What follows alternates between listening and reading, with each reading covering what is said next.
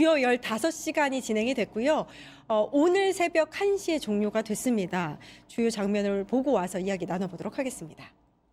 네, 장면 아직 준비가 안 됐다고 하고요. 요거 그러면은 이야기부터 나눠보도록 하겠습니다. 어제 청문회 이제 주요 장면들 다들 보셨을 텐데 후보자가 적극적으로 방어하는 모습을 보이긴 했는데 요 방어가 통할 것이냐에 대해서는 제가 오늘 여러 가지 기사들을 읽어보니까 좀 분분하더라고요. 네, 어떻게 보셨어요?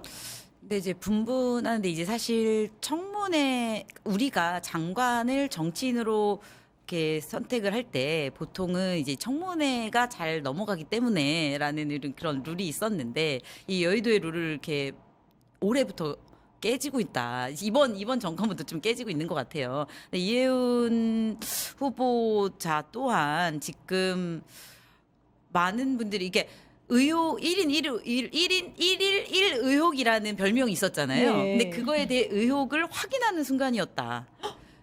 정말요? 라고 저는 생각이 들었어요. 그 의혹이었던 것을 이게 맞구나를 확인한 것이지 이게 과연 검증되고 해명되었는가 국민들에게라는 생각이 좀 있어요. 왜냐하면 굉장히 억울하다. 아니면 좀 약간 거짓말도 좀 왔다 갔다 하고. 거짓말이요? 거짓말을 했다라고 아예 증언을 해가지고 나왔었죠. 그때 이제 그 밑에 이제 참모였던 분이 예. 그런 부분도 있고 정말 저는 이런 생각 장남 얘기도 그렇고 장남 뭐 사회기여자 전형이어서 이었다가 원래는 그 다자녀 전형이었다 사회자 전형으로 바뀌었잖아요. 예. 그런데 그거에 대해서 차남이랑 헷갈렸다. 이런 말이 가능합니까? 네, 좀 그러면 차남도 그러면 다자녀였는가? 다자녀로 실패를 하고 이제 일본에 있는 대학을 간 것 같아요. 그리고 세 번째, 그러니까 삼남도 특전형으로 갔더라고요. 예. 그러니까 이렇게 그러면 결국 의혹이라는 게 이제 이런 뭐 해명이라기보다 특혜로 간 거 맞구나. 어허. 이걸 확인한 거고. 저는 그렇게 생각이 좀 들었어요. 예. 네. 굉장히 부정적으로 보시네요. 아니 왜냐면은 예. 지금 사회 기여자 전형이라는 거 아셨습니까? 저는 한 번도 들어본 적이 요거의 없어요. 핵심은 사실 그 장관 후보자의 남편이 근무하고 있는 학교. 네, 맞습니다. 요게 핵심인 것 같아요. 그렇죠. 이 정보를 알았다는 거, 그렇죠? 거의 이제 사라질 전형이라는 걸 마지막 활용할 수 있었던 것. 저는 오히려 제가 청문회를 준비하는 거였으면 이게 어떻게 사라졌는지, 이 전형은 어떻게 평가가 되고 있는지, 혹시 이해운 학생 처장이었다 그러죠 남편이. 예. 그렇죠? 그 처장이 이 자기 자녀까지 이거를 유지하려고 노력한 건 아니었는지를 오히려 확인할 것 같아요. 굉장히 부정적으로 네. 보십니다. 해명이 부족했다 이렇게 보셨는데 어떻게 보셨어요? 그 부분은 덧붙이자면 이제 남편인 김영세 경제학부 교수가 네. 4선 국회의원과 내무부 장관을 지낸 김태호 전 의원의 아들. 그러니까 그렇죠. 이분도 굉장히 실세의 아들입니다. 그리고 그때 연세대 내에서 교무처장 관련 예. 직책을 갖고 있었는데 그 교무가 바로 이 입학에 그렇죠. 관여하는 그런 직책이었기 때문에 어떤 힘을 쓴 것이 아닌가라는 그렇죠. 의혹을 지금 낳고 있는데 저는 이제 또 여러 가지 좀 측면에서 짚고 싶었어요. 첫 번째로는 대통령이 이해운 장관 후보자를 지명하는 건 그럴 수 있다고 봅니다. 왜냐하면 대통령이 항상 이야기하는 대통합의 대통령. 우리가 뭐 여러 가지 양 날개로 가야 된다. 그리고 저쪽에 있는 인사도 능력 있으면 쓰겠다라고 하는 대통령 입장에서는 충분히 지명한 게 맞습니다. 그런데 이해운 본인의 입장에서는 왜 이걸 어떤 마음으로 수락했지라는 것이 일단 첫 번째로 의문이었어요. 왜냐하면 그 직전까지도 국힘 당협위원장이었기 때문에 네. 윤 어게인을 외치고 이재명을 물러가라고 굉장히 악마화했던 그런 사람임에도 불구하고 장관직에 왔을 때 오케이 나는 다 개몽됐어. 나는 다 이재명 정부의 철학과 믿음으로 갑자기. 모든 것을 다 세팅해서 내가 여기 장관직을 잘 수행할 수 있어라고 하는 것 자체가 너무 이해가 안 되는 행보였다 개인적으로.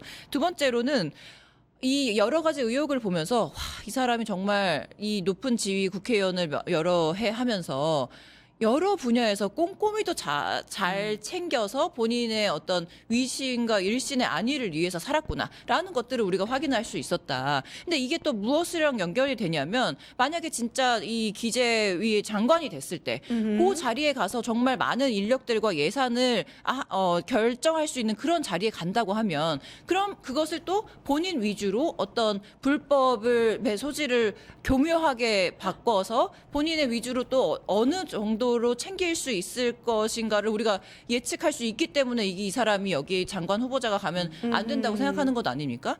그런 부분이 있었고 세 번째로는 국힘에서 이제 처음에 이 노트북 앞에 손피켓을 붙여놨잖아요. 예.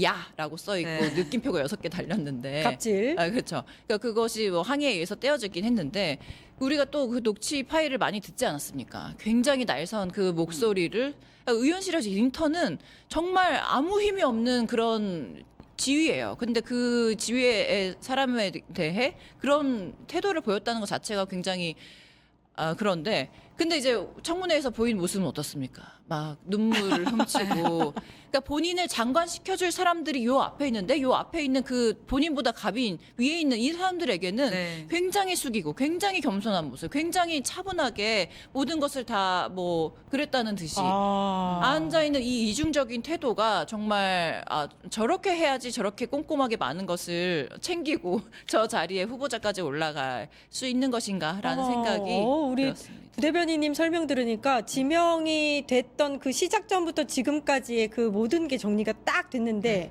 아직 청문회 보고서를 채택할 것인지 여부는 결정되지 않았어요. 근데 네. 이제 전반적인 분위기로 봤을 때 채택이 좀 어려울 것 같기는 합니다. 그러면은 이재명 대통령은 일단 인청을 먼저 보고 국민의 여론을 세심히 살핀 다음에 결정을 하겠다라고 한 상태인데 어떤 결정을 내릴 거라고 보시는지 마지막으로 두 분 얘기를 좀 듣겠습니다. 저는 그래도 지금까지 고심하실 것 같아요. 원래 이재명 대통령님이 당대표 시절부터 모든 얘기를 들으시고 그리고 상의를 하시고 끝까지 고민하시고 결정을 하시면 이제 쭉 나가시는 스타일이시거든요. 그래서 아직까지 결정이 안 나셨을 거라는 생각이 저는 들고 예. 그래서 지금 이 방송을 보고 계신 국민 여러분 그리고 어저께까지 청문회를 보셨던 국민 여러분들의 여론과 입장 표명과 지지의 목소리가 이재명 대통령님의 결정을 좌우할 것이다 그렇죠. 라고 생각은 하고요. 그리고 저는 좀 아쉬웠던 거는 어제 그 의혹을 확인한 것도 있고 끝까지 변명을 했던 것도 그렇고 솔직히 그 아파트 문제도 솔직히 막 자녀가 결혼한 후에 뭐 와이프와 함께 사이가 안 좋아서 결혼 신고를 하지 않았다 막 이런 이야기들 저는 그런 게 좀 너무 변명 같아서 그런 태도가 좀 안타깝고 아까 이제 부대변님께서 얘기하셨던 것처럼 좀 가식적인 모습이 아니라 오히려 잘못을 완전히 인정을 하고 내가 앞으로 어떻게 하겠다라는 그런 미래 비전을 제시하고 나 자신의 신념이 어떻게 바뀌었는지 윤호개인을 강조했던 시절과 지금은 다르다. 그리고 과거에 기본소득을 반대했던 시절과 지금은 다르다를 오히려 말해줬으면 좋았었을 것 같다. 이런 생각이 좀 들거든요. 예, 예. 그런 얘기를 좀 충분히 듣지 못했기 때문에 저 또한 아직까지는 설득을 당하지 못한 상황입니다. 같은 네. 결에서 지적하고 싶은 부분은 뭐냐면 어제 야당도 굉장히 전투력도 없고 어떤 능력도 없는 되게 무능한 인사청문위원으로서의 모습을 보여줬어요. 제가 야당의 국회의원 거기 위원이었다면 지금 뭔가 특별한 어떤 한방을 내보이지 않았다면 이재명 대통령이 너의 능력을 보고 그 자리에 뭐 내란의 뭐 잔재이지만 앉혀놨는데 그렇죠. 그럼 너의 능력이 무엇인지 한번 파헤쳐보자. 너의 능력이라고 하는 것이 예전에 어떤 자리에서 어떤 결정을 했을 때 사실 이런 것은 그러지 말았었어야 되고 이것은 그랬었어야 그렇죠. 되는 이런 예전의 과거의 정책적인 그런 행보에 대해서 지적을 했었으면 훨씬 더 파급력이 컸었을 텐데 그렇지 않았다는 자체가 좀 서운했고 그래서 이혜원 후보자 본인도 아까 말씀하신 것처럼 내가 그럼에도 불구하고 어떤 능력을 가지고 있고 얼마나 어떤 정책적인 비전이나 성과를 낼 수 있기 때문에 이재명 정부에서 그렇죠. 내가 이 자리의 적임자다라는 모습을 좀 강조했었어야 됐다. 그렇지 못하고 어제는 아들의 파탄과 맞습니다. 병세 이런 것만 강조하고 눈물을 흘리다 끝났다. 너무 시종일관 아쉽네요. 네. 변명으로 네. 네. 끝났다. 예, 알겠습니다.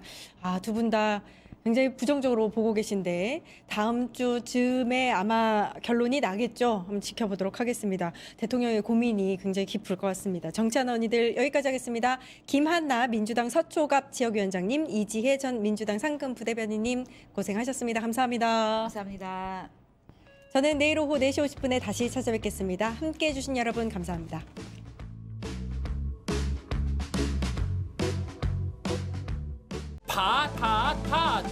증권봉합